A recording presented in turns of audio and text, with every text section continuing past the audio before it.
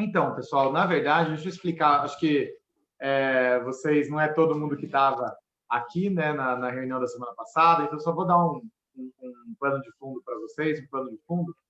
Eu e a Amanda, a gente estava vindo de viagem, né, na semana passada, e a palavra do pastor foi na questão do fazer discípulos, né, e da questão, ele falou bastante daquela questão do esteio e da videira, que na verdade a igreja tem um esteio, toda videira precisa de um esteio, né, que é onde ela vai crescer. Só que na verdade o importante não é o esteio, o importante é a videira e os frutos, né, que foi o que o pastor comentou na semana passada.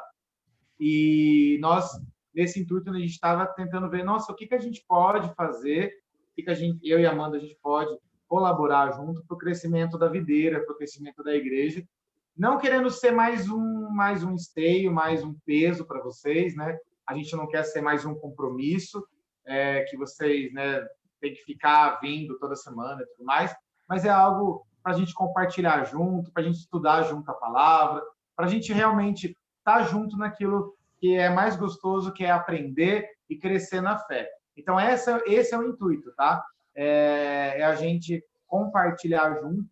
Por isso que a minha ideia era deixar o áudio aberto de todo mundo mesmo. Se vocês quiserem me interromper, parar para perguntar, enfim, não é um monólogo, eu não quero falar sozinho, tá? Muito pelo contrário. Queria que todo mundo também falasse, todo mundo compartilhasse e trocasse as experiências, porque, como a gente vai ver bem aqui no Romanos, né, bem nessa primeira parte, é de fé em fé e que a gente cresce. Então, eu acho que isso é muito válido, é muito importante.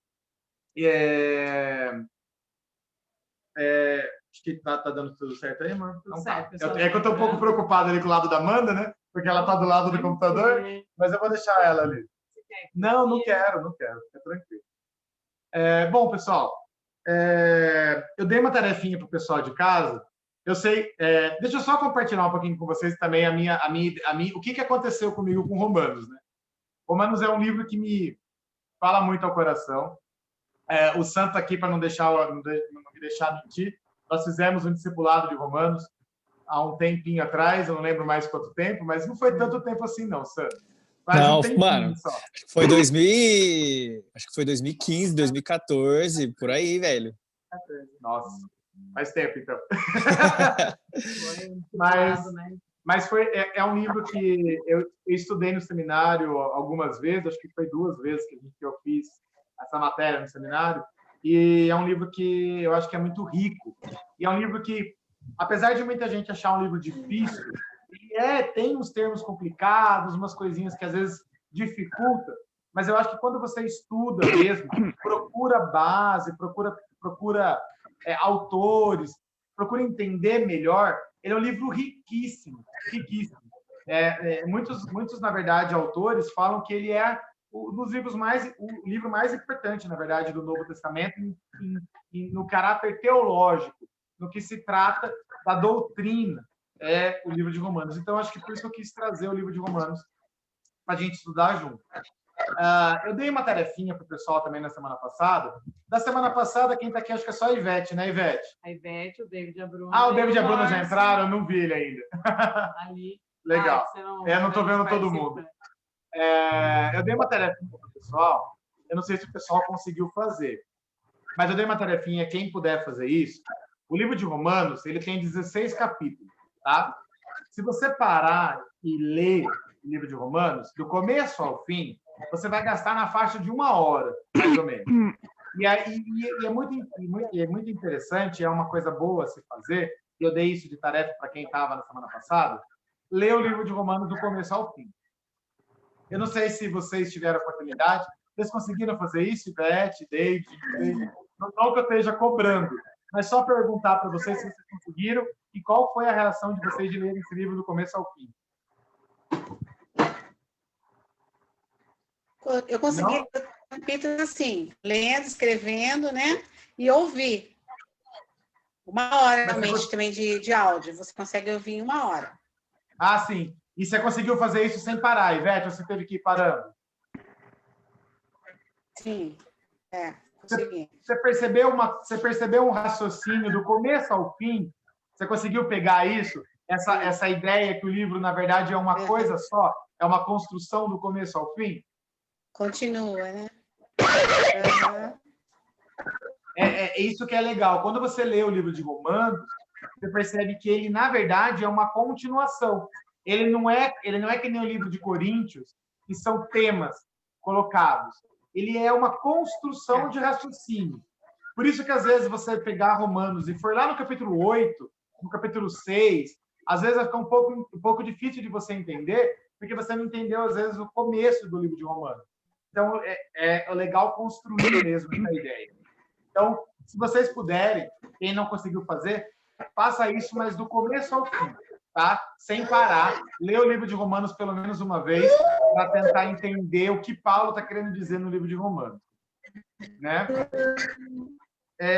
Eu queria colocar de novo, eu sei que vai ficar repetitivo para quem estava na semana passada, mas eu queria estudar, começar de novo o livro de Romanos, a gente estudou do 1 ao 6, mas eu só queria dar uma introdução de novo para quem está em casa, para quem não assistiu ainda, né, da semana passada, para a gente poder entender melhor daqui para frente, tá bom? Primeira coisa que eu acho que a gente tem que ter em mente quando a gente lê o livro de Romanos é que quando Paulo escreveu o livro, escreveu a carta de Romanos, escreveu para os romanos, ele estava falando para um pessoal que ele não tinha contato, para uma igreja que ele não conhecia. Não era uma igreja que ele tinha pregado e que ele estava lá e viu a igreja crescer. Era uma igreja que ele não tinha visitado ainda. A gente até vai ver isso hoje. Já no comecinho do livro ele fala isso. Era uma igreja que ele não tinha conhecido, que ele não tinha visitado. Então, é uma carta também de apresentação. Paulo está se apresentando para os romanos como o apóstolo e como aquele que... Qual é a doutrina de Paulo? Como ele vê o evangelho, como ele entende o evangelho. Por isso que é uma carta rica teologicamente, porque ela contém mesmo essa ideia de Paulo se apresentar para os romanos e falar para os romanos aquilo que ele considera importante, que é a salvação, que é a fé. A gente vai ver essa palavra fé muito forte no livro de Romanos. Se a gente parar para pensar, como talvez a gente se apresentaria. Se você tivesse que escrever uma carta para uma igreja, falando que você ia lá, que você estava disposto a pregar numa igreja que você não conhece, como que você escreveria? Né? Como que você se apresentaria para essa igreja? É meio difícil hoje em dia pensar isso. Mas é algo interessante. Essa é a ideia da carta de Romanos. Né? E outra coisa que eu acho interessante a gente falar também, quando a gente fala em Romanos, a gente está falando da grande cidade de Roma. Roma é uma cidade monumental mesmo naquela época. Não existia no mundo uma cidade tão grande quanto Roma. Era uma metrópole dos dias de hoje mesmo. Estima-se que naquela época Roma tinha na faixa de 2 milhões de habitantes.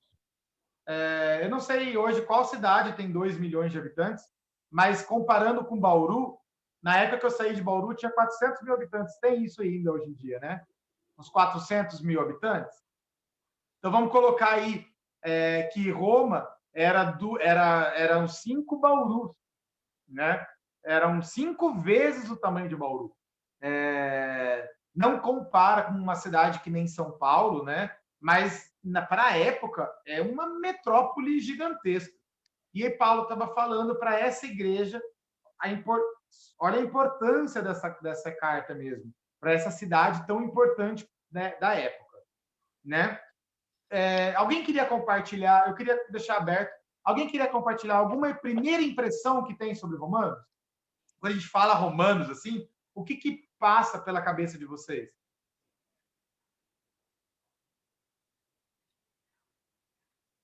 Alguém queria compartilhar alguma coisa? Não?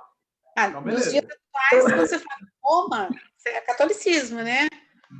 a estrutura do catolicismo. Isso. Fala, ai, meu Deus, você não quer nem saber, né? Mas é bem isso que lembra, né? A Igreja Apostólica, a Igreja Católica Apostólica Romana. É isso aí. Bem por aí. Roma era uma cidade tão importante que, na verdade, né, o que aconteceu foi que, quando o Império assumiu, realmente, né, acabou virando a Igreja Universal lá.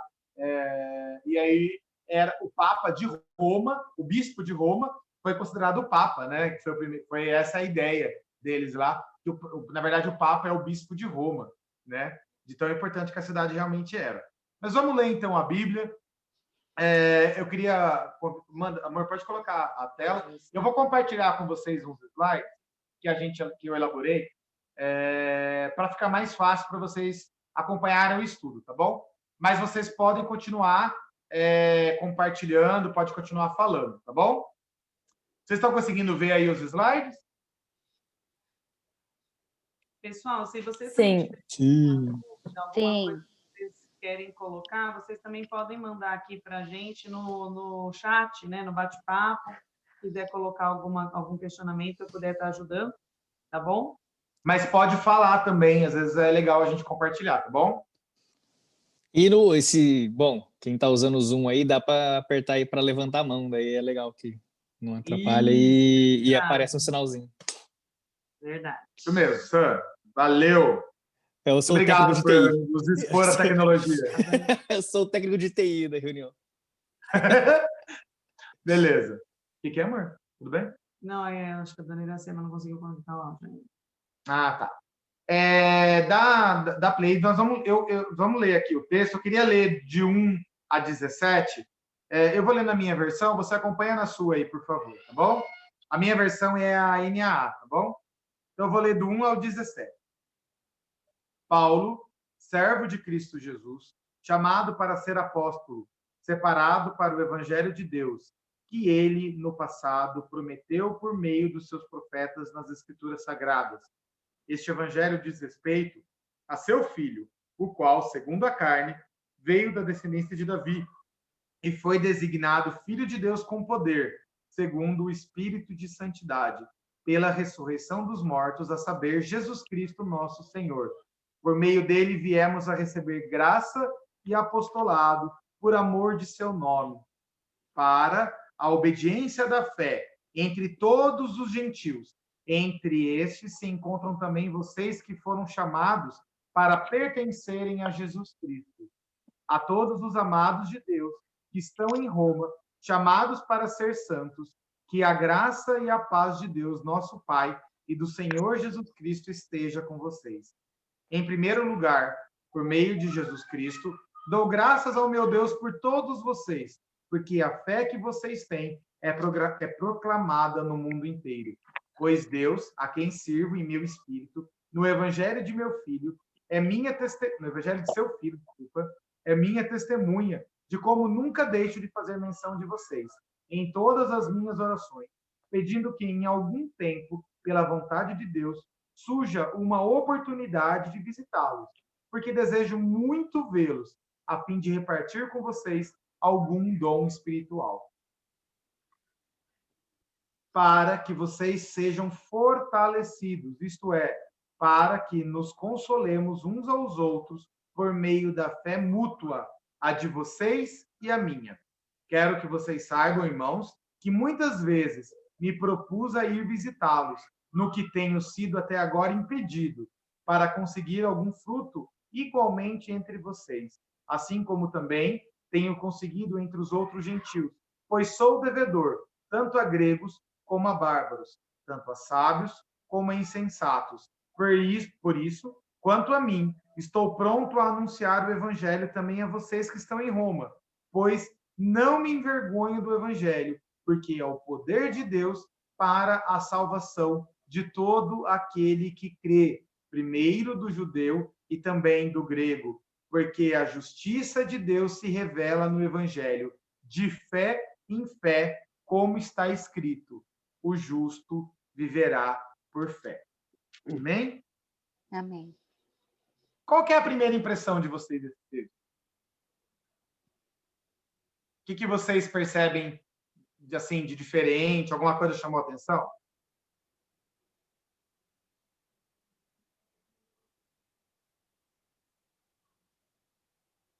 Vamos lá? Alguém? Alguma coisa que chamou a atenção? Pode ter chamado a atenção, por exemplo, que você não entendeu nada também, não tem problema. Não? Tudo bem.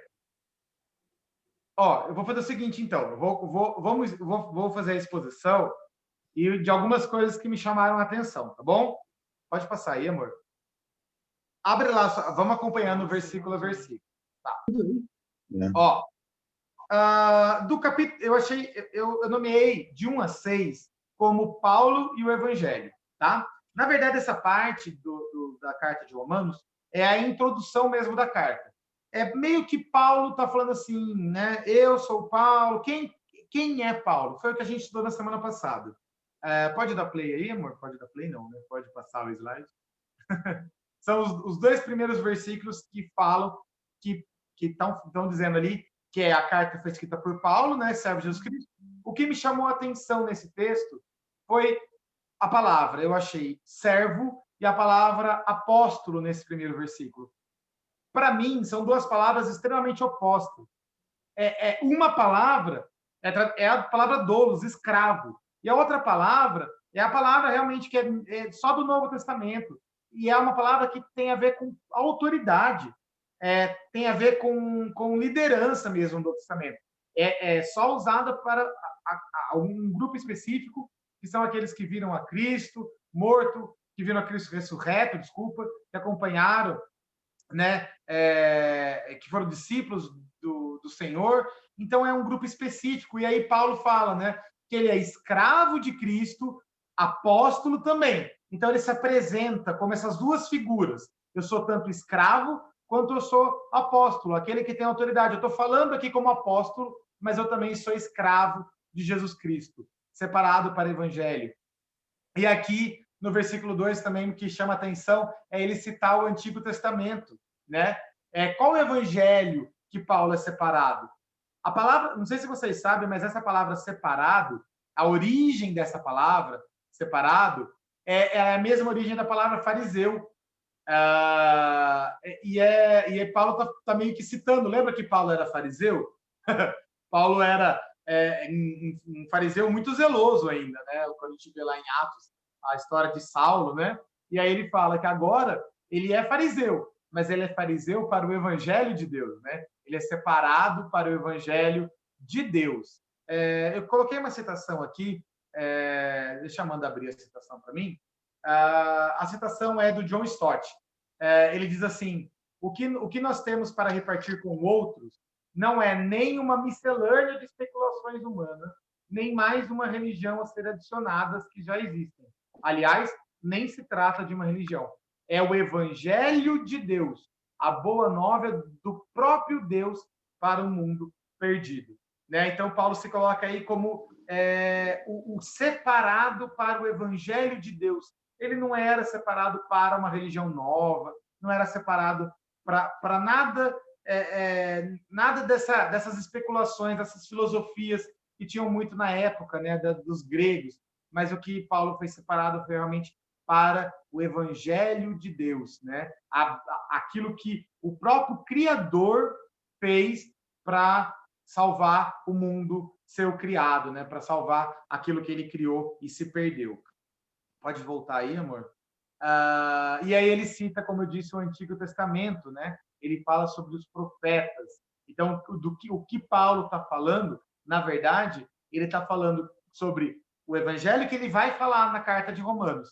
É tanto o evangelho que os apóstolos confirmam e atestam que é verdade, quanto o evangelho previsto pelos profetas, que também dão, no Antigo Testamento, ali, o aval de que o evangelho é verdadeiro. É disso que Paulo vai falar, do evangelho que no Novo Testamento foi dito e confirmado pelos apóstolos, e no Antigo Testamento também foi previsto e confirmado pelos profetas, pelo povo judeu. Né? A partir do verso 3, pode passar aí, amor. Ele vai falar novamente, ele vai continuar falando do evangelho. Que evangelho é esse? esse evangelho diz respeito ao seu filho. Aqui, ao seu filho, eu quero chamar a atenção, porque, na verdade, Jesus é o centro do evangelho.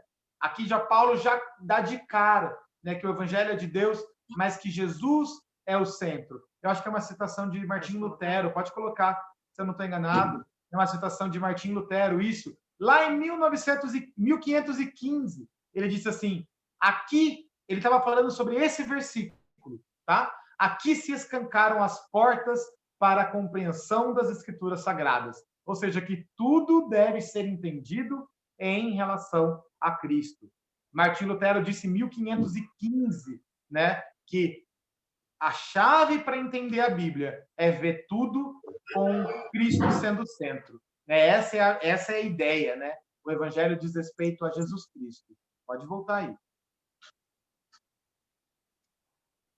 Não voltou. Muito bem. Que Jesus Cristo é esse? Aí ele cita 2 detalhes de Jesus Cristo. E aqui eu acho interessante, porque ele já dá tanto a figura de Cristo como o homem, que ele fala que veio segundo a carne da descendência de Davi, como ele já coloca também que Jesus Cristo é divino, né? Porque ele já cita que, segundo o Espírito, veio segundo o Espírito de Santidade, foi designado Filho de Deus com o poder segundo o Espírito de Santidade. Uma coisa que chamou a atenção também na semana passada, eu não grifei aqui, se eu não estou enganado, é a ressurreição, né? O fato de ter sido citado, aí já a ressurreição dos mortos, já é também uma outra doutrina que Paulo já está citando aqui também, logo no comecinho da carta.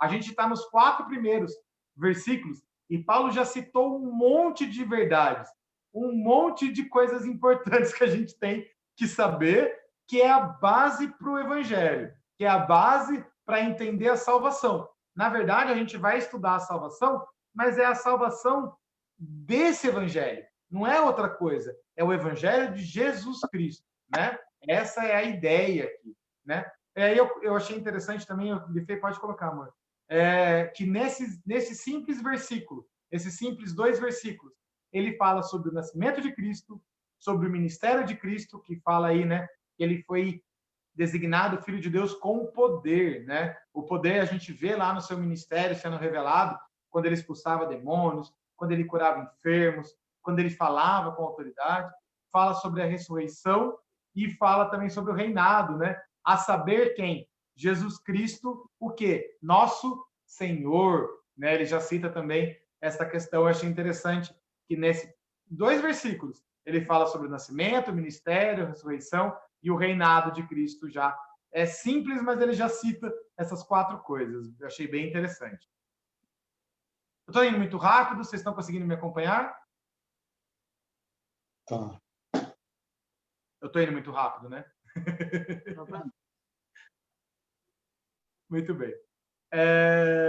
E aí fala também, ele continua falando, a partir do versículo 5, ele fala, aí lembrando, né, por meio de Cristo, por meio do Evangelho, né, que ele estava falando, por meio dele, viemos a receber graça e apostolado, por amor de seu nome. Então, é por meio da cruz de Cristo é que foi possível que Paulo recebeu o seu apostolado e a sua graça. E aí vem, para obediência da fé.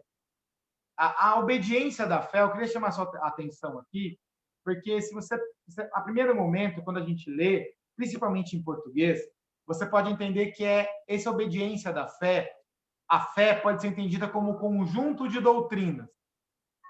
Aqui, e ela tem essa interpretação no Novo Testamento, sim, tá?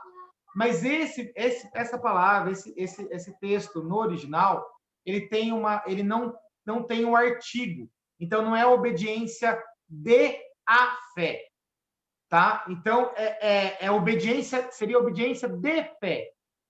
Mais a ideia da obediência que vem pela fé, né? Que a fé conduz à obediência, tá? Então, não é aqui fé, não entenda como conjunto de doutrinas, mas como a ideia de que a fé, a crer em Cristo, produz em nós um espírito de obediência, um espírito de servidão, tá? E aí a fé, ele já cita aqui, entre todos os gentios, né, que é uma novidade do Novo Testamento, né? Você pregar a fé, o Deus Criador, para o povo gentil. Não era algo que o judeu, lá no Antigo Testamento, era muito difícil alguém se converter ao judaísmo. No Novo Testamento, você já vê Paulo chamado para ser apóstolo dos gentios, né? Então, também é outro termo aqui. Você não está conseguindo avançar, amor? Não, ainda. Travou o computador. Não, deu. Tá. Eu estava liberando mais gente. Entendi. Então, aqui a palavra gentil já mostra que o evangelho é para todos, não é só mais para judeus, que nem era no Antigo Testamento, e também que Paulo, esse era o ministério de Paulo, né? O apostolado de Paulo foi para os gentios, né? Ele era o apóstolo dos gentios. Então, aqui tem essa dupla interpretação de ser entendido como para todo mundo e também para o gentio, tá? E aí que ele termina falando essa primeira parte, né? Falando que para esse evangelho, não só Paulo foi chamado, mas todos nós também somos chamados para que nós pertençamos a Cristo, né? Isso é muito importante. Nós todos somos chamados para participar junto com ele dessa pregação, dessa manifestação do poder de Deus, dessa graça do Senhor.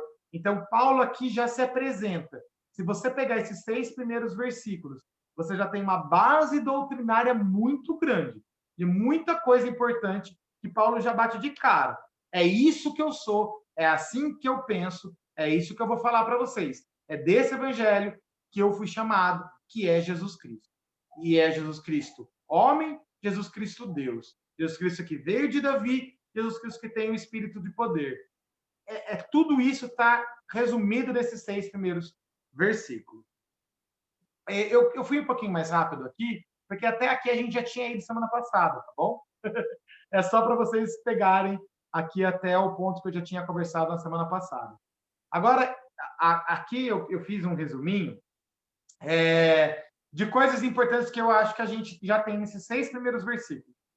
Verdades fundamentais eu coloquei que você encontra nesses 6 primeiros versículos. Origem do evangelho é Deus, né? Já a primeira coisa que você encontra ali, que é o evangelho de Deus. Que a essência do evangelho é Cristo Jesus. Que o evangelho é confirmado no Antigo Testamento e no Novo Testamento. O evangelho é para todos. E aí o propósito do evangelho, propósito imediato, é para proclamar, é para ser proclamado, é para manifestar ele para outras pessoas. E o propósito final do evangelho é Cristo, que é o centro do evangelho. São coisas muito importantes. Aqui já daria para a gente estudar profundamente, né? Já parar por aqui. Mas são verdades fundamentais que a gente encontra já nesses 6 primeiros capítulos, versículos, que Paulo está se apresentando aqui para o povo de Roma, né? Ficou alguma dúvida até aqui? Não. A Jo levantou a mão. Jo, você quer falar alguma coisa? Pode falar. O áudio dela não está. O áudio dela não está? Então eu não sei se...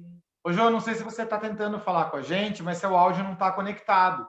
Se você puder ativar o áudio, eu não sei se você está no celular ou no computador, mas lá no celular é nos 3 pontinhos ativar áudio. E no computador é no canto esquerdo, assim, embaixo, que você ativa. Se você puder ativar, a gente consegue te ouvir. Tá bom? Ó, eu vou continuar aqui, daí se você quiser falar, pode me interromper, tá bom, Jô? Alguém mais queria falar alguma coisa? Ficou com alguma dúvida? Não? Então tá bom. Que bom. Todo mundo entendeu tudo. Vamos lá. Gente, vamos continuar. Então, aqui, Paulo vai continuar. Agora ele vai se dirigir a quem ele está escrevendo a carta. Até aqui ele estava falando quem ele era, né? Então, é tipo assim, Paulo, aí vírgula. E ele falou tudo isso. Agora ele vai falar aos romanos. Aí ele vai falar tudo que ele tem para dizer sobre né, o povo romano. Então ele fala a todos os amados de Deus que estão em Roma, chamados para ser santos, Que a graça e a paz de Deus, nosso Pai e do nosso Senhor Jesus Cristo esteja com vocês. Pode continuar. Não? Sim. Foi? Em primeiro lugar, por meio de Jesus Cristo, dou graças ao meu Deus por todos vocês, porque a fé de vocês, que a fé que vocês têm é proclamada no mundo inteiro. Muito bem, então qual que era a visão de Paulo aí do povo romano, né? Eu já tinha, não precisa abrir essa citação não, amor, porque essa citação, na verdade, fala sobre a cidade de Roma, eu já falei um pouquinho, que a cidade de Roma era uma cidade muito importante, né? Então, Paulo falar com o pessoal de Roma era algo, como hoje, não sei qual o exemplo, um político, por exemplo, conseguir fazer campanha na cidade de São Paulo. É um exemplo ruim, mas para você entender, uma pessoa que é governador, né, que quer falar, na verdade, para toda a população, e ela fica só nas cidadezinhas pequenas, e aí, finalmente, chega na cidade de São Paulo, né? Então, aquilo para a campanha é muito importante. E aí, Paulo entende que ele falar para Roma é algo que vai mudar ali a proclamação do evangelho, que vai mudar, na verdade, o alcance do evangelho. Então, a Roma ali é vista como uma cidade fundamental para que o evangelho alcance o mundo inteiro. A gente tem que lembrar, pessoal, que Roma, ali nessa época, era o centro do mundo. O mundo era praticamente o Império Romano. Os outros impérios ainda estavam muito abaixo do Império Romano. A maior potência do mundo era o Império Romano. Isso no Ocidente, né? Você vai passar ali no Oriente, ali a disputa estava diferente. Mas no Ocidente, o Império Romano era a maior potência do mundo. Então, falar para a capital do Império Romano, né? Já diziam naquela época que todos os caminhos levavam a Roma, né? O Império Romano via Roma como uma cidade de suma importância. E Paulo estava falando exatamente para esse povo, né? E aí, quem é esse povo? Esse povo é chamado santo. Eu acho legal esse termo, porque a gente não para pensar. Hoje em dia é um termo um pouquinho mais comum, né? Mas essa palavra, chamado santo, era algo que, na verdade, era para ser direcionado ao povo judeu, né? O povo judeu era chamado povo santo no Antigo Testamento. O que Paulo está dizendo bem claro aqui, que é que a igreja de Cristo é o novo povo de Deus. É o povo separado para ser o povo de Deus, né? Então ele fala que ele está escrevendo para quem está em Roma, para todos aqueles que são chamados santos, né? Para o povo de Deus. É isso que ele está falando aqui, né? E aí ele fala sobre a fé do povo romano, né?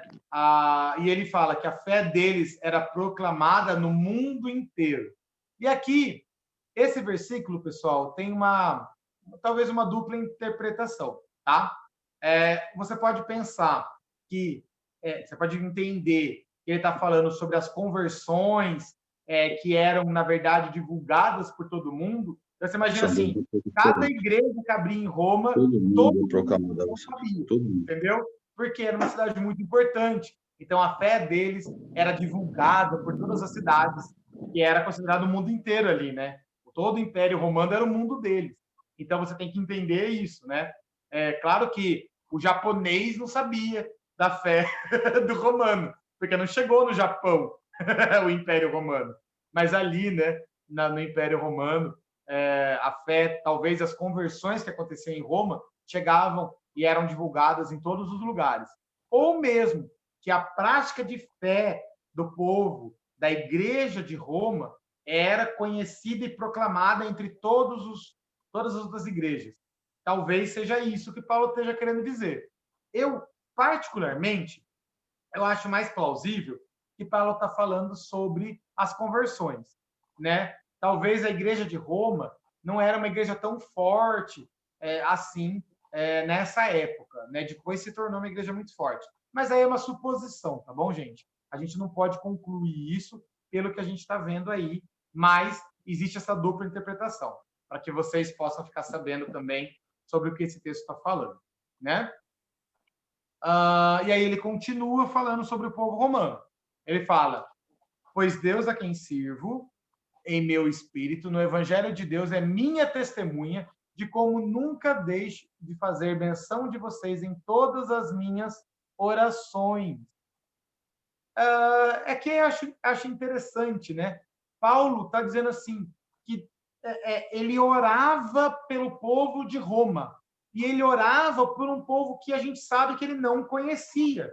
Ele não tinha ido para Roma, ele não tinha visitado essa cidade, ele não conhecia todas as pessoas, ele não conhecia a igreja de Roma. Mas Paulo não deixava de orar pela igreja de Roma. E aí a gente começa a pensar, né? Como está hoje o coração das pessoas, às vezes, que vão em missões, né, para uma igreja? Será que ele já tem orado para a igreja que já existe lá, para fortalecer, para que Deus continue, né? E aqui Paulo mostra que esse é o caminho, né? É orar mesmo que você não conheça, mas é continuar nesse espírito de oração, né? Que achei muito legal aqui Paulo citando que ele orava pelo povo de Roma. E aí Paulo fala, né, que ele orava para que ele pudesse ir lá e pudesse conhecer eles, mas que ele não tinha conseguido. A gente não sabe por que Paulo não conseguiu ir. Na verdade, Paulo vai citar um pouquinho mais para frente, na verdade, um pouquinho mais para frente, não. Perdão. Acho que eu citei aí, dá um próximo, amor. Paulo vai citar que ele não pôde ir porque ele estava colhendo as doações lá em Romanos, no capítulo 12, versículo 6. Não, minto, não é isso não. Perdão, eu não coloquei aí. Deixa eu só pegar o versículo para vocês aqui. Espera aí, vamos ler junto. Eu acho importante. Ele não tinha conseguido visitar o povo ainda,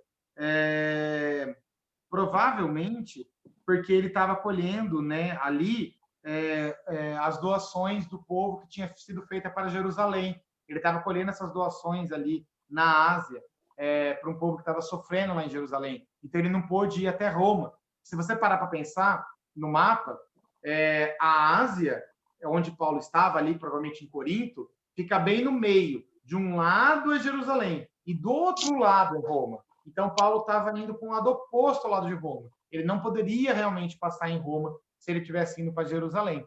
E aí Paulo fala, né, que ele não pôde visitá-los, mas que era desejo dele visitá-los.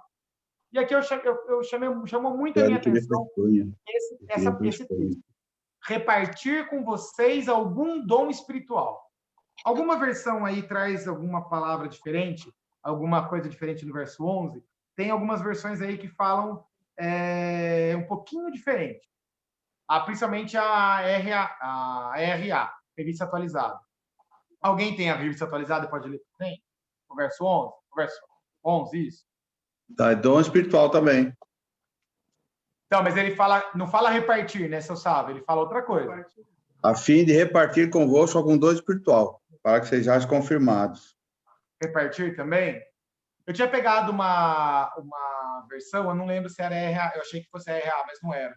Que falava que é compartilhar. Compartilhar?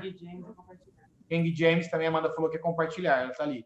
Tem uma versão que fala que é para distribuir algum dom espiritual para vocês. Tá? Que, na verdade, era a versão da Bíblia online que eu estava usando. Eu não lembro qual que era, por isso que eu... Aí eu achei estranha essa palavra, para distribuir dom. Tipo, não é Paulo que distribui dom. É Deus que distribui os dons. Está lá em Romanos 12, 6. Que os dons são concedidos por Deus. A ideia do versículo aqui, realmente, é para compartilhar. É a fim de... Não é que Paulo vai dar o dom, mas Paulo vai junto compartilhar dons espirituais para crescer, para que a igreja possa ser fortalecida. É por isso que ele queria visitar eles. Não é aí, por que eu estava vendo isso, né? Porque às vezes algumas pessoas lembram daquele texto de Paulo, que Paulo foi lá em Éfeso e eles não conheciam o Espírito Santo. E aí Paulo falou sobre o Espírito Santo para eles e tudo mais. A ideia aqui não é isso, tá? a ideia que Paulo está querendo ir para Roma, não é porque Roma não tinha a doutrina dos dons espirituais, mas é porque ele queria ali fortalecer e ser fortalecido, ali ter comunhão realmente com a igreja. Essa é a ideia, tá? Desse versículo. Pode continuar aí. Ou seja, para que consolemos uns aos outros por meio da fé mútua, né? Pode clicar, amor. Aí eu coloquei uma citação também. Que ideia é essa de fé mútua, né? Eu coloquei a citação de John Stott. Ele diz assim: eles têm consciência das bênçãos recíprocas que advêm da fraternidade cristã. E apesar de ser um apóstolo, não é orgulhoso para reconhecer sua necessidade dela. Não é porque ele era apóstolo que ele não precisava participar de nenhuma igreja, que ele não precisava participar de nenhuma comunhão com nenhum irmão. É isso que Paulo está dizendo, né? A fé mútua, né? Feliz é o missionário de hoje que vai a outro país e cultura com o mesmo espírito de receptividade, disposto tanto para receber quanto a dar, tão ansioso para aprender quanto para ensinar, para ser encorajado tanto quanto para encorajar. Feliz a congregação cujo pastor tem a mesma humildade e disposição de espírito. Eu achei muito verdade essa frase de John Stott, por isso que eu quis compartilhar com vocês, né? Porque é muito importante essa ideia de fé mútua. Eu não estou aqui como detentor de conhecimento. O seu sábio acabou de se formar em teologia, acabou de fazer... Eu não me formei ainda, mas o seu sábio já se formou. Mas eu creio que nesse compartilhar, tanto a vida dele é fortalecida quanto a minha. E a ideia é igual para todo mundo, gente. Não é porque vocês não têm curso de teologia, porque vocês não estudaram, que a gente não pode crescer junto na fé. Vocês compartilham, eu compartilho, a Amanda compartilha, e a gente vai crescendo junto. Essa é a ideia do cristianismo. Essa é a ideia da congregação cristã. A gente não vive uma vida isolada. Nenhum cristão foi chamado para ser cristão isolado. A gente foi chamado para ser cristão em igreja, em congregação, em união. Então, essa ideia de Paulo visitar eles é para que eles possam, para que a gente possa ser fortalecido uns pelos outros, né? Eu achei legal essa citação de fé mútua aqui. Aí que eu falei do impedido. Está lá em Romanos 15, 22. Vamos abrir lá. Eu achei que eu tinha citado ali em cima. Vira a página aí de Romanos 15. Lá em Romanos 15, 22, ele fala por que ele não pôde visitar ele. Romanos 15, 22, eu vou ler na minha versão, você acompanha na sua, tá? Ele diz assim: essa foi a razão porque também, muitas vezes, fui impedido de visitá-los, mas agora não tenho mais campo de atividade nessas regiões e desejando... campo de atividade nessas regiões e desejando a muitos visitá-los.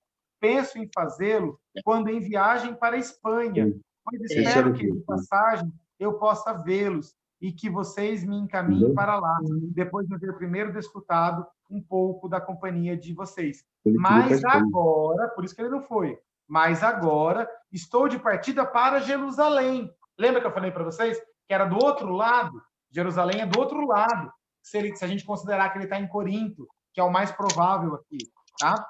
Mas agora estou da partida para Jerusalém, a serviço dos santos, porque a Macedônia e a Acaia resolveram levantar uma coleta em benefício dos pobres, dentre os santos que vivem em Jerusalém.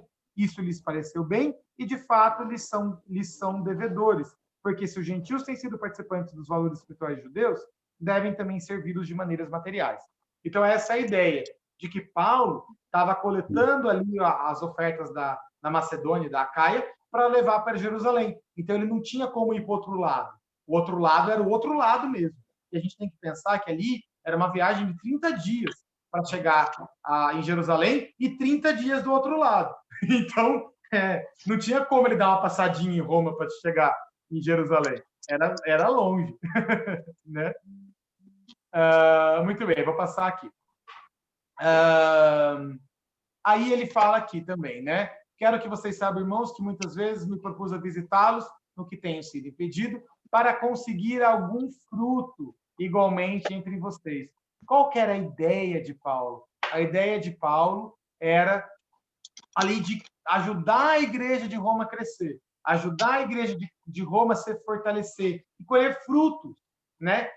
Paulo não perdia de vista essa ideia de colher frutos. A gente vê lá Jesus falando, né, que uma videira sem fruto não tem sentido, uma árvore não frutífera não tem sentido. E a nossa igreja, ela está tendo frutos, ela está crescendo e dando frutos. Isso é uma coisa extremamente importante, a gente não pode perder de vista o fruto. O fruto é importantíssimo para a igreja. E a igreja que não dá fruto, ela tem que mudar, ela tem que ser corrigida, porque é assim que Jesus fala, é assim que Deus ensina, que a igreja precisa dar fruto, né? E aí Paulo fala que ele está indo lá justamente com essa intenção de colher fruto, né? Muito bem. Ele fala conseguindo, volta aí um pouquinho só, conseguindo entre os gentios, né? Também volta aí essa ideia, né? Conseguir frutos entre vocês, assim como também tenho conseguido entre outros gentios. Então, Paulo já fala também que ele está pregando para gentios aqui, né? Voltando de novo essa ideia de que ele era o apóstolo dos gentios, né? Muito bem. Continuando aqui, então eu fechei essa ideia de Paulo e os romanos. Ele fechou essa ideia de falar para os romanos. E agora ele fala sobre a evangelização. Eu coloquei Paulo e a evangelização. E olha essa palavra que Paulo começa. Olha como que ele se vê diante do evangelho. Eu acredito que todas as versões usam essa palavra. Pois sou devedor. Devedor. Tanto a gregos como a bárbaros. Aí eu vou lançar uma pergunta. Espero que vocês falem. Existem 2 tipos de devedores. Alguém consegue me citar um tipo de devedor? O que é devedor? Aquele que deve. Não, tá. Aquele que deve. Deve o quê? Como que se deve? Como que você é Deve devedor? coisa que você pegou, alguma coisa que você recebeu de alguém, está devendo para a pessoa, devolver para a pessoa, tem que devolver para a pessoa. Isso, então vamos lá. Isso é uma visão legal. Eu peguei dinheiro emprestado com o seu sávio, eu sou devedor do seu sávio, certo? Então, Na verdade, eu tenho que pagar. Devendo, você não. Então, devedor número 1 é aquele que pega algo de alguém e é devedor.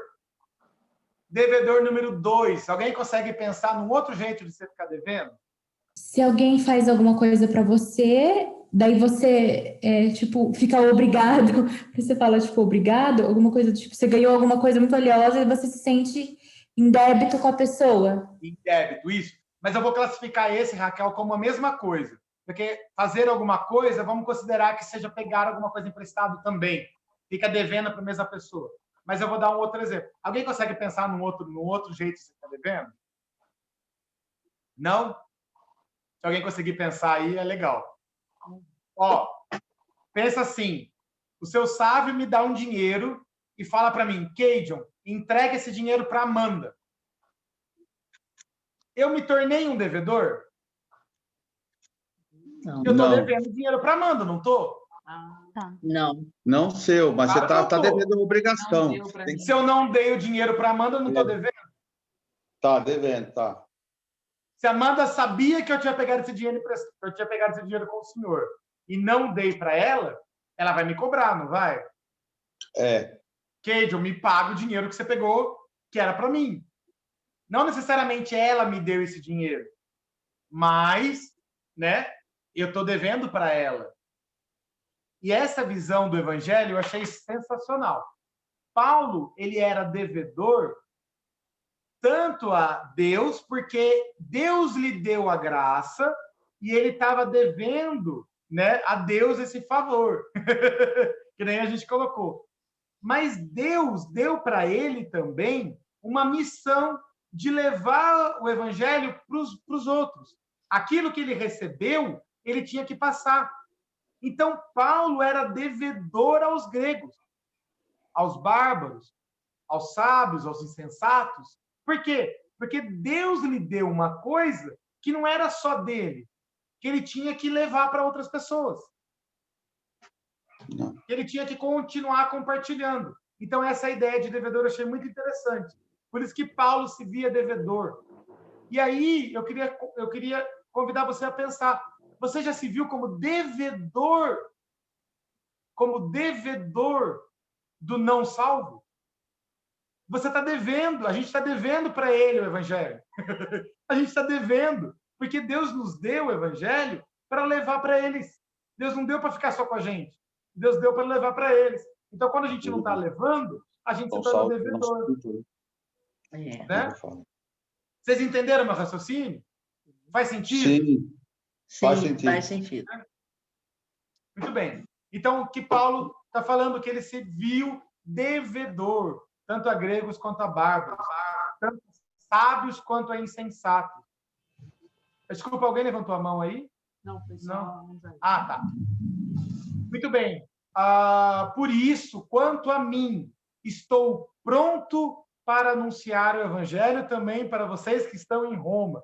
Então, Paulo se coloca à disposição. Estou pronto para anunciar o evangelho.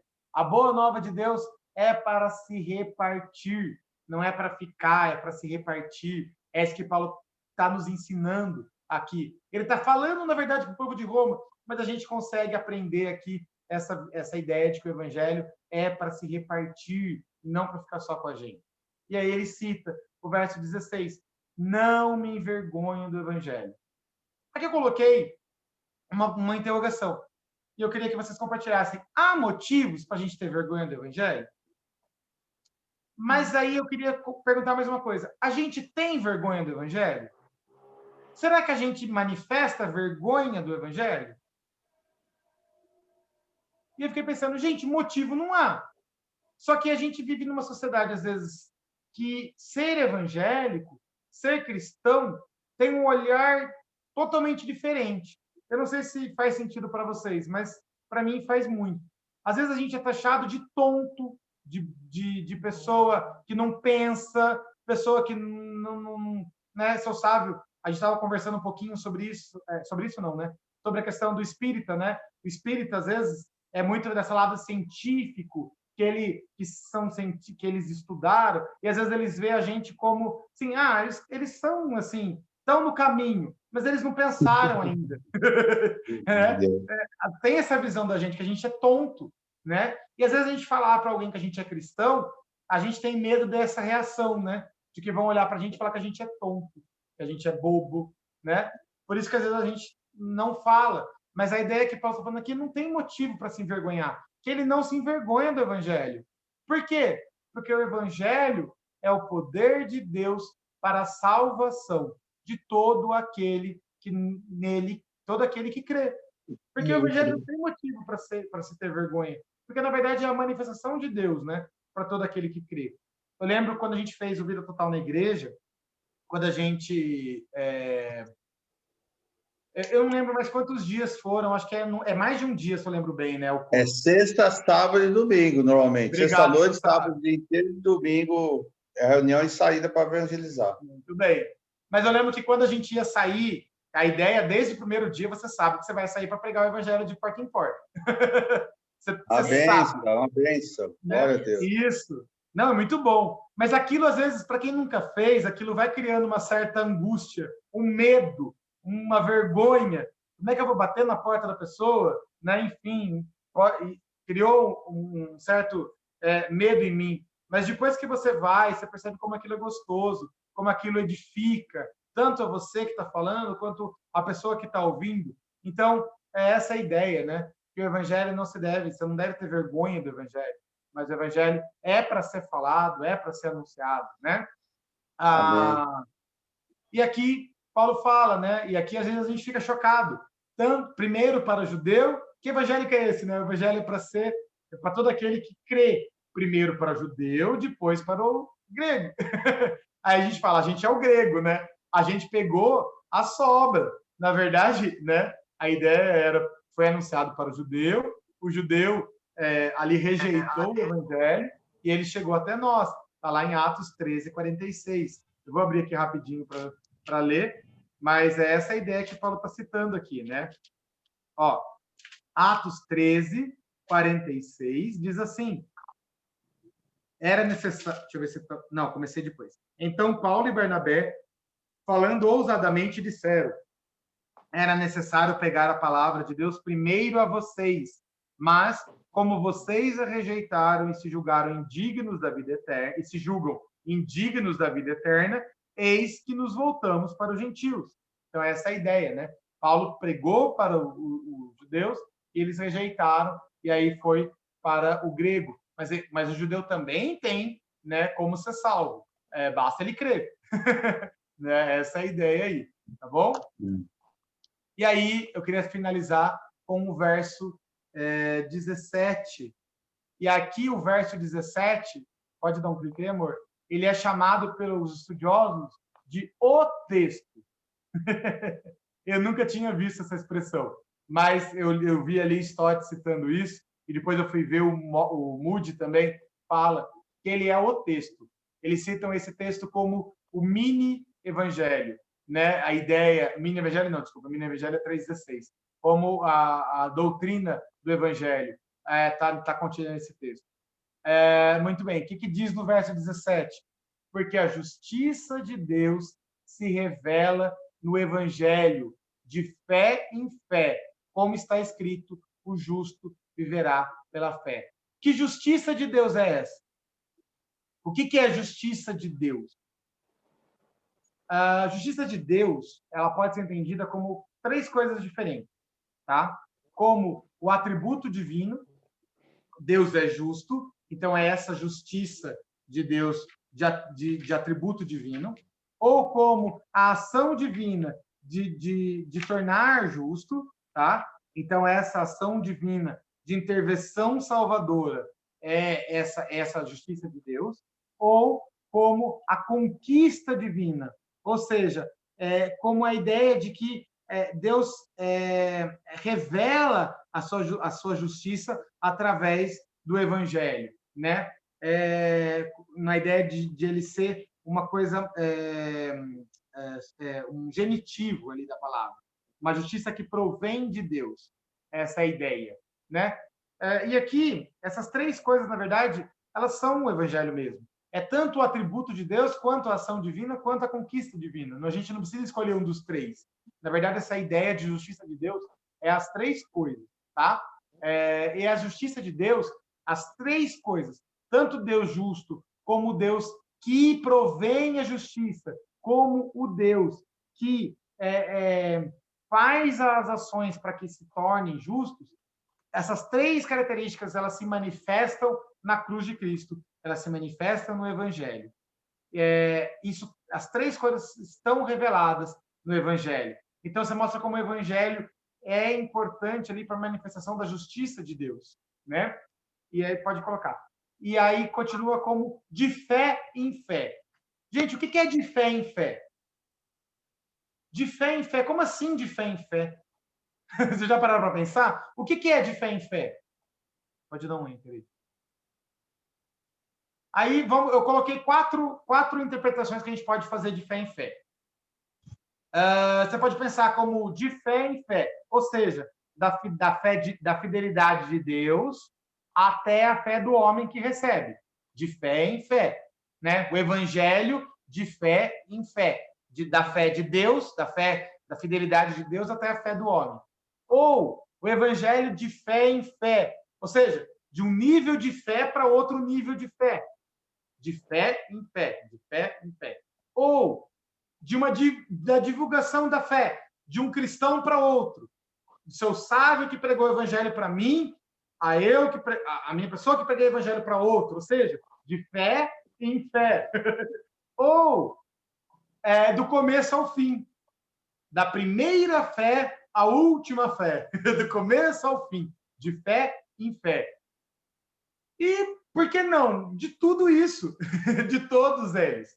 De fé em fé, realmente de crente a crente, de um nível de fé no nível de fé, da fé salvífica de Deus, da fidelidade de Deus à nossa, enfim, do começo ao fim. Eu acho que cabe as 4 ideias nesse texto aí, sem problema nenhum. O Evangelho de Deus, a justiça de Deus se revela no Evangelho de fé em fé. Cabe as 4 interpretações aí, sem problema nenhum. De fé em fé. E aqui, terminando já o estudo, gente, eu sei que eu passei da hora, desculpa, mas é que o texto é um pouquinho longo, ele cita Abacuque 2:4.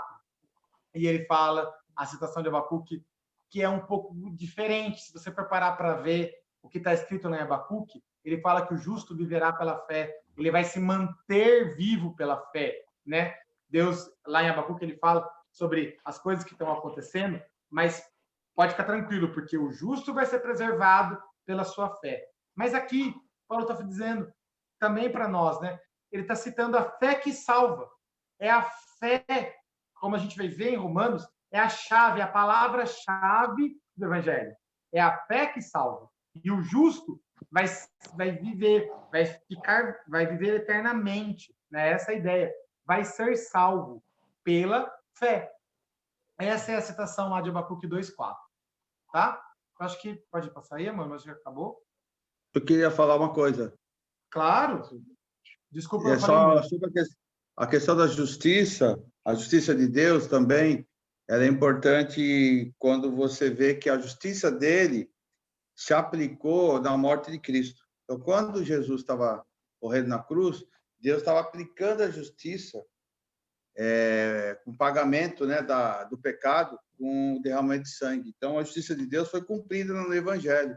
Por isso que a gente prega para a pessoa que nós estávamos condenados ao inferno, mas a justiça que era nos condenar foi posta sobre Jesus, de maneira que a gente agora também é justificado a partir do momento que a gente crê, né? Só que isso eu queria lembrar que é legal essa questão da justiça de Deus sendo aplicada em Cristo.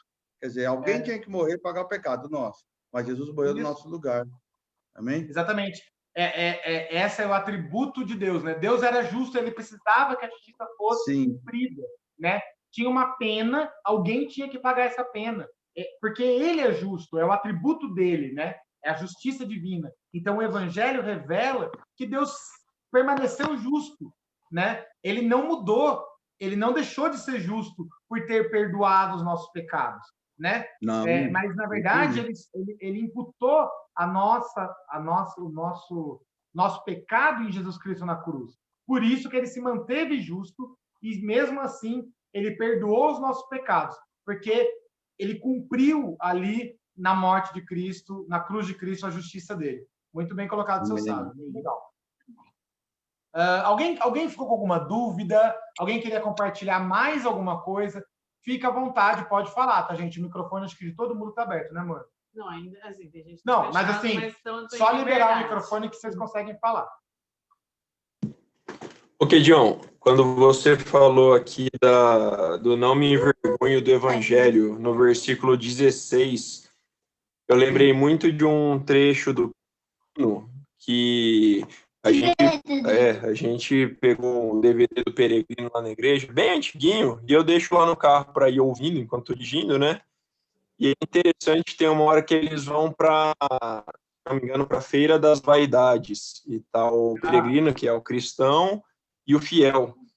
E é interessante que nessa hora da Feira da Vaidade, eles são zombados. Ele fala, pelo menos no filme, eu não me lembro exatamente do livro, ele fala assim, Deus abençoe. E ali eles são muito zombados até o ponto de serem condenados ao fogo. E o próprio fiel morre no queimado lá. E quando você falou dessa questão de se envergonhar, eu pensei muito nisso. Essa questão do... Hoje, talvez, em alguns sentidos, é um pouco velado, talvez, zombaria. Mas o Evangelho, em determinados locais, em determinadas situações, realmente nos leva a ser zombados, ridicularizados, até mesmo, então, até mesmo queimados, como foi o fiel, né? Então, assim, todo mundo vai morrer como um mártir, mas o Evangelho tem até mesmo, tipo, até chegar a esse ponto, né, de sermos queimados como mártires, como foi fiel lá. Então, essa palavra do Paulo de Paulo é muito pertinente. Eu me envergonho do Evangelho para poder fortalecer a nossa fé. A gente de Deus, independente do que vai acontecer quando você prega essa palavra, é o poder de Deus, né? Então, é isso. Acho que travou, né? Só travou para mim, todo mundo parou de ouvir. Travou o voz. Mas ele estava falando, acho que deu para entender o que ele falou, realmente. Né? Eu não lembro do filme Peregrino, mas faz muito tempo que eu assisti o filme, mas eu lembro de muita coisa legal mesmo, e é bem pertinente mesmo para a nossa época. A gente não tem motivo para se envergonhar, mas a sociedade cria no evangélico um motivo de zombaria, né? Ser crente, né? A palavra crente, até eu que não vim desse meio, né? Eu que não nasci cristão, a palavra crente tinha um peso assim de crente, né? Ai, que tonto, crente, né? É uma pessoa boba, né? Então, eu sei que tem isso, né? A gente não tem motivo para se vergonhar, mas hoje em dia a sociedade acabou imputando. Hoje em dia não, né? Já vinha desde a época de Paulo, porque Paulo fala, né? Que ele não se envergonhou do evangelho. Mais alguém queria compartilhar alguma coisa, gente? Fica à vontade. Mano, eu acho também que... Eu também estava pensando exatamente nessa parte do não me envergonhe do evangelho, porque eu acredito, assim, que depois de um tempo, sei lá, eu acho talvez que maturidade na fé, a gente realmente passa essa etapa de ter vergonha da fé. A nossa fé já está enraizada ao ponto de você, assim, você não tem mais motivo de se achar vergonha, porque a sua fé está muito enraizada. Assim, o que eu quero dizer é que faz muito sentido para o cristão a nossa fé, sabe? Só que o que eu acredito que talvez talvez uma contextualização para a gente é como não só o mundo traz essa forma de fazer, de ser jocoso o cristão, de fazer piada com o cristão, mas como ele usurpa o significado de muita coisa no cristianismo, ao ponto de, eu me vejo hoje num momento em que não é uma vergonha, mas muitas vezes as palavras que a gente está acostumado a usar, inclusive na igreja, elas já estão carregadas de outros significados que já não são mais aquilo. Então, fica naquele... Não sei se é um embaraço ou uma forma de você tenta explicar algo que você já viu sendo deturpado na televisão, em outros canais, em outras mídias, aquelas mesmas palavras, aquele mesmo versículo, aquela mesma visão deturpada. E a gente acaba entrando numa encruzilhada, que, tipo assim, você entra naquela parte... Porque Paulo fala aqui no versículo 16, não me envergonhe do evangelho, e ele dá um motivo. Porque é o poder de Deus para a salvação. Então ele fala assim, eu não vou ter vergonha de falar, porque é uma coisa que a galera precisa. E agora eu vejo que, tipo, pelo menos no Brasil, a gente... Tipo assim, uma boa parte da população já é cristã. Mais de 50, sei lá quantos por cento, já ouviu falar de Jesus. E aí, qual que é a nossa, como que a gente vai fazer diferença, tá ligado? Qual que é o que a gente fala, ou como a gente fala, de forma que realmente, tipo, traga a palavra de Deus, a verdade, o evangelho, e não toda aquela ideia deturpada de prosperidade, de assistencialismo, gospel, você tá ligado?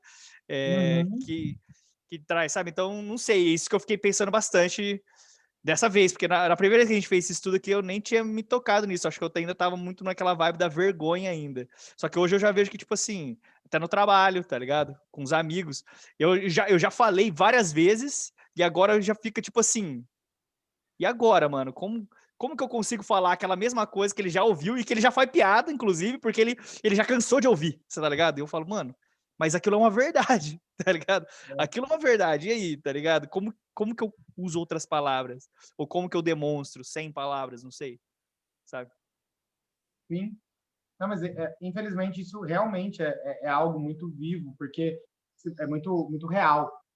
Se a gente hoje acaba falando alguma coisa, se você fala do pecado, às vezes, se você fala, a pessoa já entende outra coisa. Você está falando sobre algo real, algo que realmente, né, a gente entende claramente. Mas se você usa algumas palavras, algumas coisas, a pessoa entende outra coisa, porque ela tem uma visão de condenação. Por exemplo, você fala do pecado. Ela entende que do não pode, isso não é para fazer, porque ela tem uma visão antiga de coisas que a igreja acabou colocando, porque a gente sabe que realmente tiveram algumas igrejas assim, enfim. Você fala de dízimo, então, nossa, você espanta qualquer um, né? Você falou de dar oferta, enfim, são muitas coisas que a gente sabe, que a gente vê, mas que as outras pessoas entendem errado. Então, hoje em dia, eu hoje ainda, quando alguém fica me perguntando, quando você fala, eu sou cristão, alguém pergunta, mas você dá dízimo? Aí você fala, dou, entendeu? Mas assim, a pessoa, você fala um dou, mas você quer explicar e não precisava. É uma coisa simples, né? Mas você acaba ficando um pouco com vergonha de falar dou, né? Porque você sabe o que a pessoa está pensando. Ela está pensando que você é tonto, né? Mas essa é a ideia, realmente, Sam. Alguém mais queria compartilhar alguma coisa? A gente está num grupo grande, mas acho que dá para um ou outro compartilhar ainda, gente. A gente vai encerrar em 10 minutinhos, a gente ora para encerrar, tá bom? Mas eu só queria que, se alguém quiser mais compartilhar, fica à vontade. Eu posso compartilhar uma coisa? Mais 20 minutos eu termino, rapidão. Até vão te tirar da reunião. Nós estamos tudo aqui, aguardando você falar. Eu desligo. Dá um mute aí, dá um mute no Deivão. Acho que eu queria falar sobre o primeiro versículo que você leu, e destacou muito bem, e é interessante que às vezes a gente passa a leitura rápida e não percebe a riqueza, né? Que ele fala assim, Paulo, servo de Cristo, e depois apóstolo. E acho que tem duas definições que você colocou e que é interessante para nós cristãos, assim, o apostolado dele é um chamado, é uma função que ele exerce essa função. Deus deu a ele o apostolado. Vamos colocar para o nosso contexto, seria o ministério dele, seria a forma com que ele servia a Deus, é o apostolado dele. Só que ele faz questão de dizer para essas pessoas que antes do apostolado, ele é um servo, né? E aí servo vem da palavra escravo.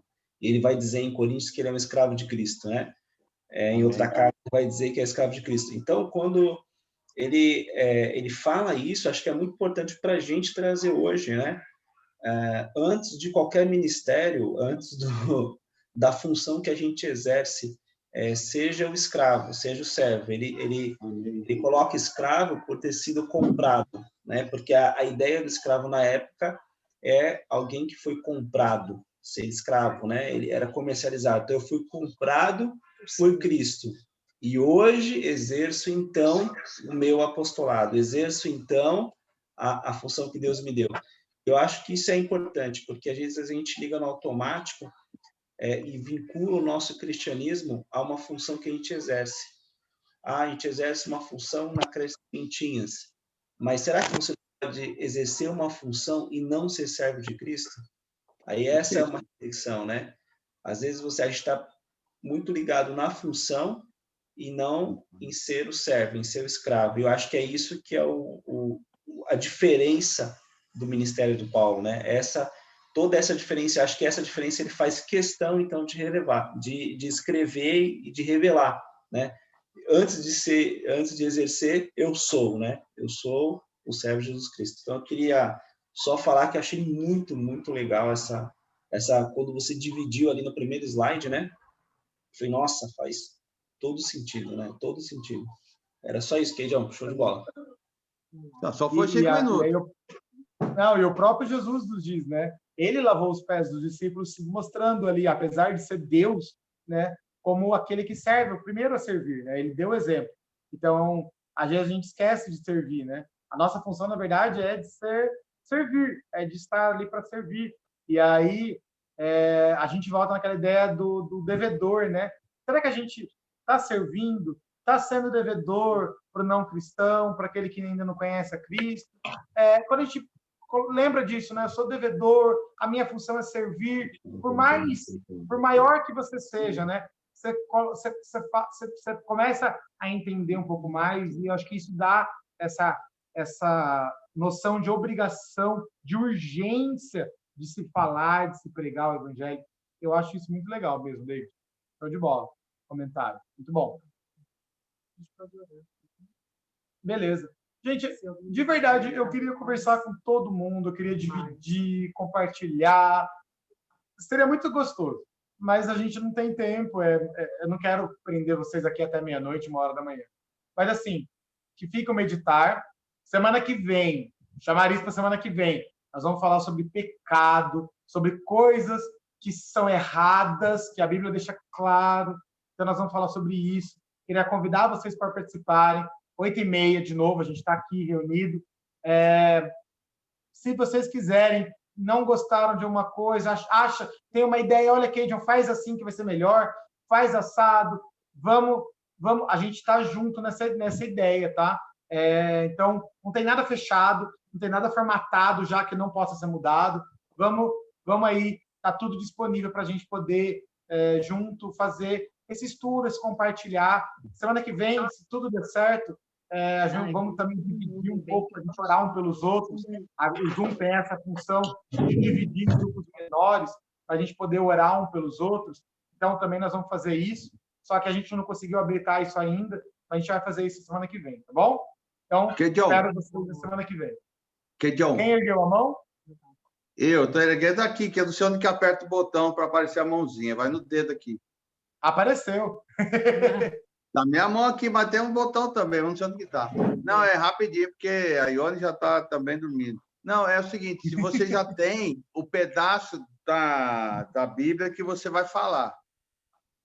Eu vou falar até o final do capítulo 1. Beleza. Fechou, então. Vamos lá. Vou terminar o capítulo. Se Deus quiser, eu termino o capítulo 1 na semana que vem. Porque o capítulo 1, pessoal, ele vai falar agora, aí só para vocês entenderem, né? Ele vai falar sobre como todo mundo é pecador. Todo mundo precisa do evangelho. Então, ele vai falar que não adianta. Todos pecam, todos pecaram. Né? Mudou o meu negócio. Travou o vídeo, não? Não, tá ok. Tá tudo bem. Não? Desculpa, é que o meu travou. Então, ele vai falar sobre isso, como todos pecaram, como todos precisam da salvação. Então, a gente vai falar sobre isso, sobre a natureza pecadora do homem, tá bom? Então, esse é o convite para a semana que vem. Vamos orar? Amor, você pode orar? Deixa eu só ver o que aconteceu aqui com o meu travou. Amém. Vamos orar então, pessoal. Eu vou virar aqui o meu vídeo para a Amanda, que a Amanda está aqui do meu ladinho. É verdade. Não fica certo Deus aqui. Amém. Então, vamos fazer uma oração para a gente encerrar. E a gente, acho que dá para ficar mais uns 5 minutinhos depois, quem quiser compartilhar mais alguma coisa, mas vamos liberar o pessoal que, né, tem mais horário, um pouco mais rígido aí na rotina. Tá bom? Então, vamos lá. Senhor Deus, muito obrigada, Pai, porque o Senhor, ó Deus, nos deu essa oportunidade, ó Pai, de mesmo longe estarmos tão próximos, ó Deus, uns dos outros. Muito obrigada, Senhor, porque a gente, né, está se dispondo, ó Deus, colocando mesmo nossas vidas nas Tuas mãos, ó Deus. Eu tenho certeza que o Senhor já tem falado aos nossos corações, o Senhor já tem ensinado, ó Deus, mais e mais, para que a gente possa realmente pregar o Seu Evangelho, ó Deus, para a gente estar equipado, né, e poder realmente proclamar o Seu Evangelho neste mundo, Pai. Que a gente realmente seja, Pai, pessoas que não tenham vergonha do Seu Evangelho, assim como Paulo, Deus, que a gente aprenda realmente com o exemplo, Senhor, maravilhoso de Paulo como apóstolo, e que a gente também receba essa palavra para poder dar para as outras pessoas, ó Deus. Muito obrigada pela revelação mesmo da Tua palavra, Deus, através do Cadion. Esteja abençoando cada um, ó Deus, que está participando, e cada um também que vai ouvir, ó Deus, essa palavra mais para frente, Senhor, pois ela está gravada, que o Senhor esteja abençoando e levando, Pai, essa palavra para as mais pessoas, ó Deus, e que cada um que ouviu, Senhor, que também sinta no coração a necessidade de pregar o Seu Evangelho, onde está, Senhor, para os amigos, ó Deus, familiares, para os colegas de trabalho, ó Deus, que a gente seja luz, ó Deus, onde nós estivermos, Pai. Em nome de Jesus, ó Deus, muito obrigada, nos abençoa durante esta semana, Senhor, que a gente consiga ler, ó Deus, meditar na Tua palavra, que a gente continue, Senhor, em oração, e que o Senhor continue falando conosco, Pai, em nome de Jesus. Amém. Muito obrigada. Amém. Amém. Que Deus abençoe todos. Beijo a todos aí. Tá livre para sair, tá bom? Um beijão aí. Beijão. Ó, fica a tarefinha de ler o livro de Romanos inteiro, hein? Do começo ao fim, sem parar. Por favor, reserve para sem parar. Olha, mas teria que apresentar o resumo, né? Você vai me apresentar um resumo no final da aula e eu vou dar nota. Boa noite. Com você? Tchau, povo. Um beijo. Muito Tchau, bom, pessoal. Renato. Glória a Deus. Deus. Um abraço para o pastor Marcos, né, que está trabalhando. Deus abençoe. Deus abençoe também. Boa semana para vocês. A Elielma e o Genésio, que mandaram aqui também no grupo. Valeu, Deus abençoe pessoal. vocês aí. Alguém quer se alguém quiser compartilhar ficar alguma e coisa? perguntar mais alguma coisa, fica à disposição, tá bom? Eu, de agora até às 7 horas da manhã, não tenho nada para fazer. Quão quente tá aí? Com quente? Tá inversamente proporcional a quão frio está aí. Ai, caramba, hein? Saudade desse Gostou calorzão da do Brasil. resposta, Viu? Tô com saudade desse calorzão daí, velho. Nossa, você tá louco, mano. Cara, eu tô suando aqui. Tá chovendo. Não, disso nem tanto. Eu não tô com saudade do calor.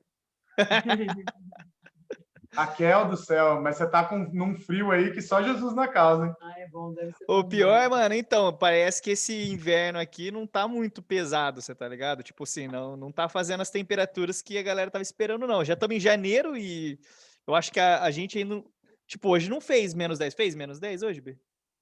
Acho que Menos não, né? 10 hoje? Nem perto disso, né? Não, tá calor menos pra caramba. 5. Tá menos 5 agora. Tipo assim, aqui...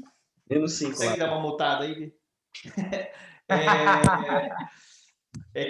Tipo assim, janeiro aqui era pra estar, sei lá, menos 15, menos 20, tá ligado? E tá menos 5, tipo assim, um agasalho canadense resolve o rolê tranquilo já, velho. Nossa, não é aquilo tudo não, meu. Não, mas Você, que horas que é isso? Vocês sofreram mais nessa... Sofremos mais quando chegamos, meu. 8 horas da noite agora. 2 para as 8. Então... É 2 horas de diferença. Entendi, que maravilha. Mas, na verdade, é porque tá no horário de inverno, né? Então fica 2 horas de diferença. Mas quando não tá nesse horário, fica só 1 hora de diferença. Na verdade é que, assim, os negócios aqui é meio louco aqui, porque, na verdade, esse aqui é o horário normal. No horário normal é 2 horas de diferença. Daí a gente tem um horário para salvar tipo um horário de verão, que daí a gente fica 1 hora mais perto. Só que o horário de verão dura 9 meses. Então o normal dura 3 meses e o horário de verão dura 9, sabe? Tipo, não faz muito sentido, mas é. Logo começa, daí a gente fica mais pertinho, pelo menos no tempo. Ó, e junho a gente tá aí, hein? Se Deus quiser. Se Deus quiser. A gente tá se preparando aqui para ir visitar o Brasil em junho. Até porque tem sobrinho chegando, né, meu? Que isso,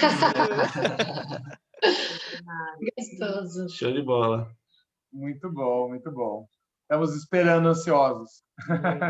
Oi, vocês estão sabendo que o Thiago também vai ter um filho? O Thiago? Verdade, não sabia não. O Thiago também. E vai ser na mesma época. Os dois, assim, Olha. falaram praticamente ao mesmo tempo, assim, ó. Quase combinaram assim, a data. Para, assim.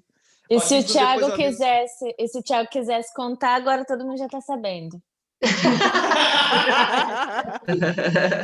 Acabou com a graça do Thiago. Ai, caramba, então, e agora acabou já, meu. Mas a gente já tá esperando, a gente só não sabe o sexo, só, né? Mas foi a mesma época, assim, em junho. Mas vai ser mesmo mês, acho que junho também, né? O do Thiago está previsto para o final de junho, acho que o da Raquel está um pouquinho mais cedo. E aí só está faltando a Raquel e o Sam, né? Eles também podem providenciar. Mas o nosso ainda vai 5 Samuel, meses você ainda, tocou no assunto, cara. Não, mas o nosso ainda vai 5 meses ainda, né, Bia? Quanto tempo ainda? Não, tô brincando, gente, que isso. Show de bola. Deixa eu ver todo mundo que está na reunião, porque eu estou no celular. Vocês gostaram, pessoal, do modelo, assim, dessa forma do Cajun colocar, explicando? Nossa, top. Deu para acompanhar bem. Super legal. Gente, eu tenho um defeito muito grande, mas eu não consigo mudar. Eu falo muito rápido. Eu acho que vocês perceberam. Então, se eu estiver falando rápido, pode parar e falar, Cajun, calma. Cajun, diminui. Porque eu não entendi, Cajun. Calma, fala mais devagar. Calma, o que foi? Tô brincando. Pode falar, tá? Eu sou casado com a Bruna. A Bruna fala 1000 palavras por minuto. Eu falo lento pra mim. A hora que eu ligo pra Bruna, minha conversa acabou demorando 1 minuto e meio, a gente resolveu todos os assuntos. Você não tem noção, não precisa conversar. Um minuto de telefonema, pá, resolvemos tudo. Resolvido. Pronto, tá bom. Impressionante. Ela até falta o ar, ela fala até ficar. Sim, foi. Tem como fazer depois o próximo tema casais, Keijo? Tem? Tem. Vamos fazer Efésios. Efésios capítulo 5. Ô, Já Sam, começa por lá, já. vou dar uma dica aí, Amanda, para o Sam e para a Raquel, né?